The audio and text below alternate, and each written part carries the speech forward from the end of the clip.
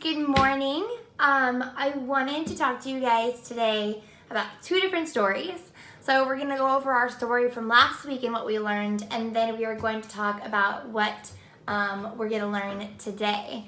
So last week, if you remember, we talked about Miriam and Aaron and Moses. You guys can't raise your hands, but just play along. Who remembers what happened to Miriam? Okay. So remember Aaron and Miriam grumbled to the Lord and told him, "Why do you always let Moses do everything and have all the power? We also want to have, authority over the Israelites as well," and said this to the Lord. And God actually struck Miriam with leprosy, which we learned was a really bad skin disease. So God struck her with leprosy. But if you remember 2 weeks back, if you guys can remember that far back, we learned about the Israelites who complained about only having manna to eat and not having meat to eat. And a lot of those people were actually struck dead and died. So what we learn in last week's lesson is how gracious God actually is with Miriam and Aaron, that he allows them both to live, and he actually only gives that illness to Miriam for 1 week, and then she comes back into the camp and she's okay because he heals her. So what we learned about last week is God's faithfulness to forgive us even when we don't believe in him, and even when we think we know better than him, which, as you know, it is not true. So this week we are actually learning about a different story with the Israelites, and if you guys maybe have read this passage of the Bible or anything, it's a great story. So I'm really excited to talk to you guys about it. So we are going to be in Numbers 13, 13:17 through 14:4. So I'm going to read the Bible passage to you. And then we are going to go over just kind of what it's talking about. The passage is a little bit long, so just stay in there, hang in there, and we can keep going. You know what might be a good idea while I'm talking and telling the story is to have your parent print off our coloring sheets, and you can color this while I am telling the story. So if you need to, you can pause it and you can ask one of your parents to do that for you. So here we go. We're going to start the lesson. So when Moses sent them to explore Canaan, he said, "Go through the Negev and on into the hill country and see what the land is like, and whether the people who live there are strong or weak, few or many. And what kind of land do they live in? Is it good or bad? What kind of towns do they live in? Are they unwalled or fortified? And how is the soil?" So the people that Moses chose went up and explored the land from the deserts to the mountains. Okay.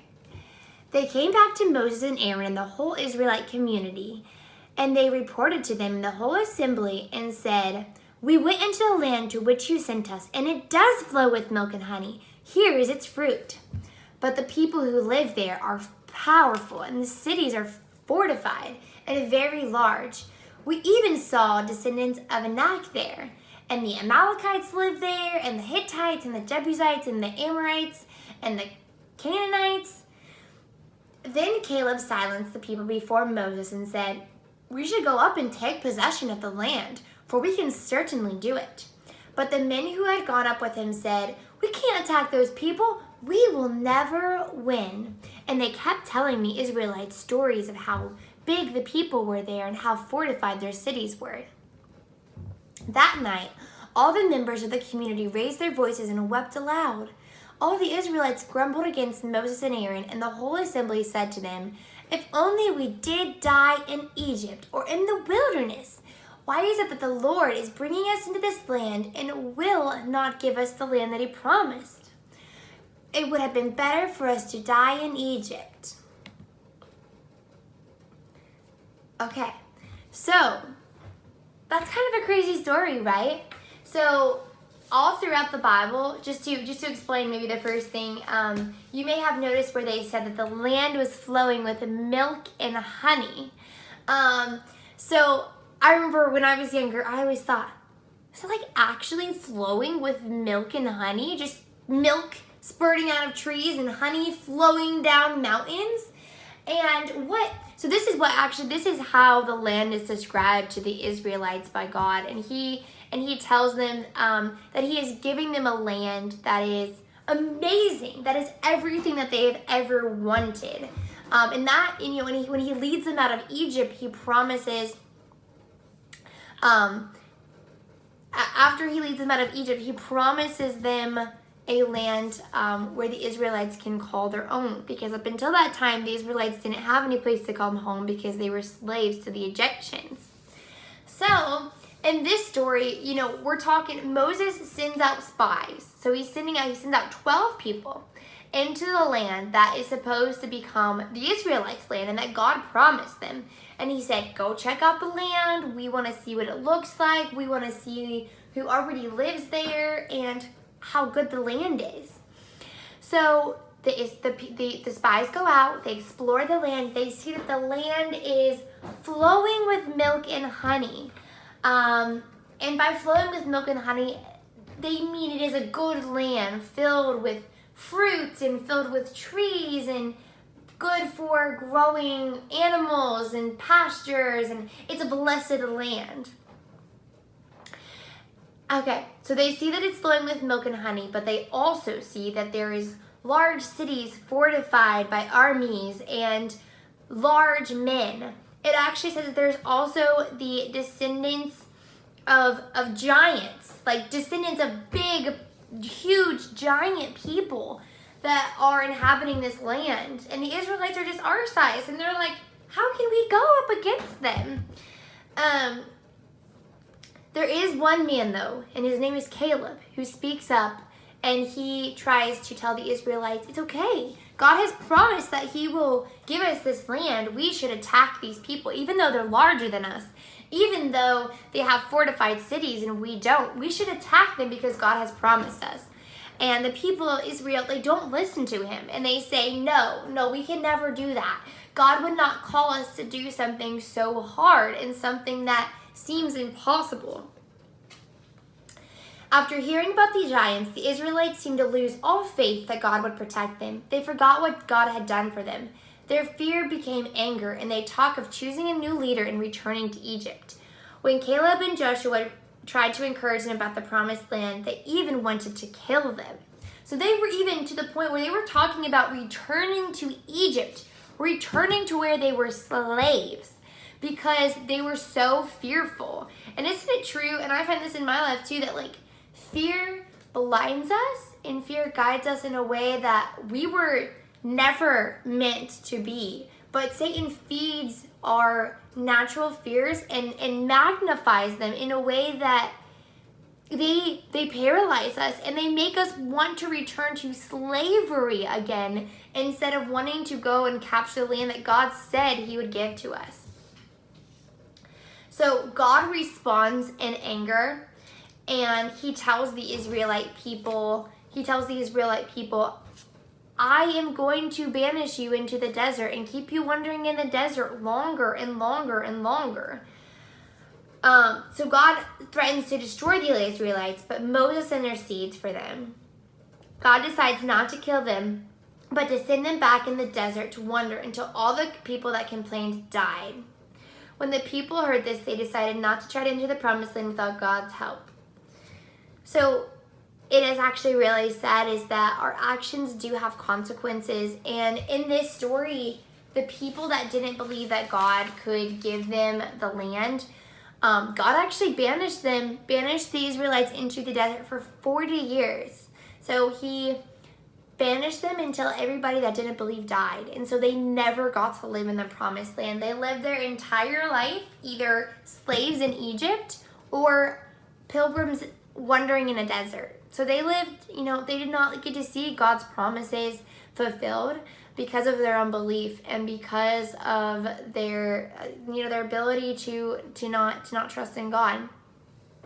So I hope you guys were coloring while I read part of that story and while we were talking through it. But, you know, it's interesting because we always ask in our lessons, you know, where is Jesus? And where is Jesus in this story? You know, this story was thousands of years before Jesus. Like, this story took place thousands of years before Jesus came to earth. So it was a really long time before Jesus.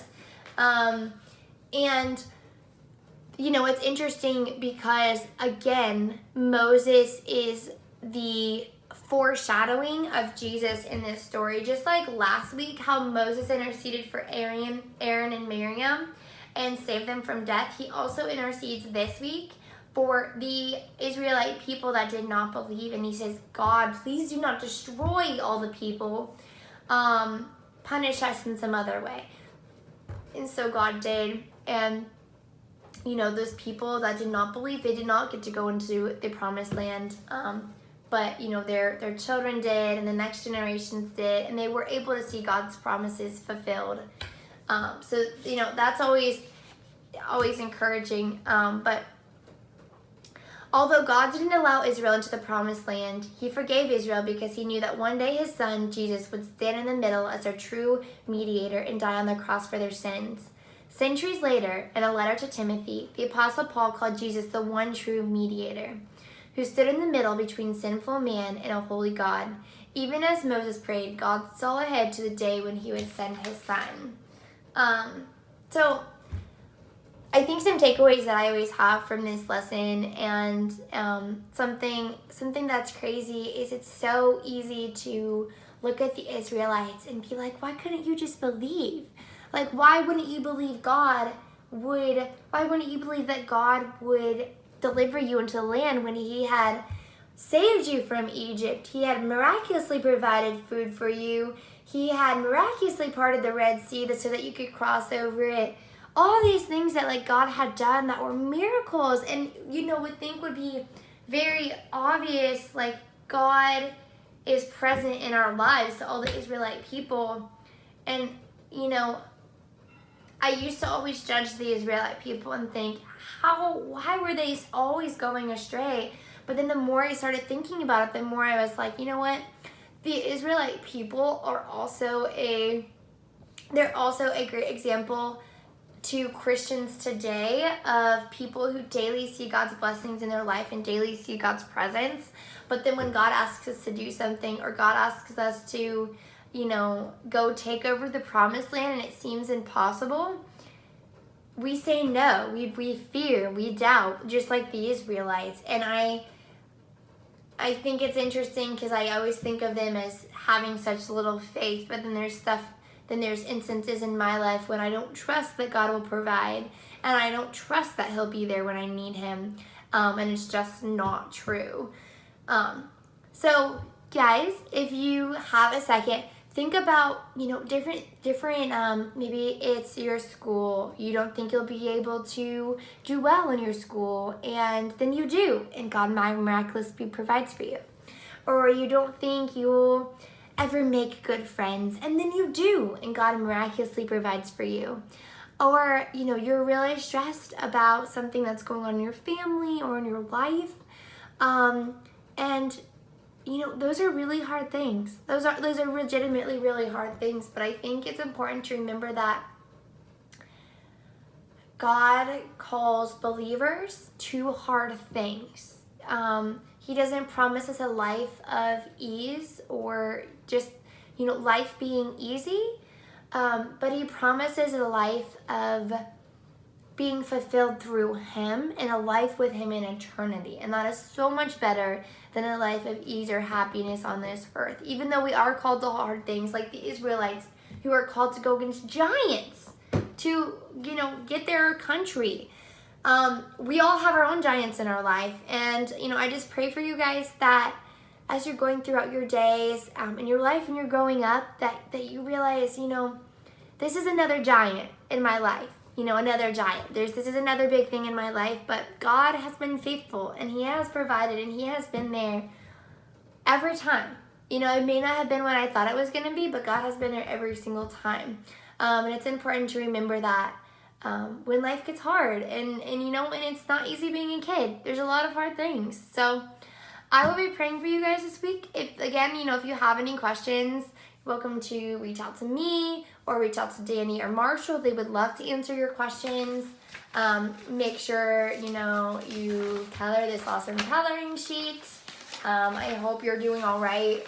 Schooling at home, I bet that's really weird for some of you guys, and you're probably freaking out about how that works, some of you, but it's okay. God will provide in this time, I promise. But thanks, guys.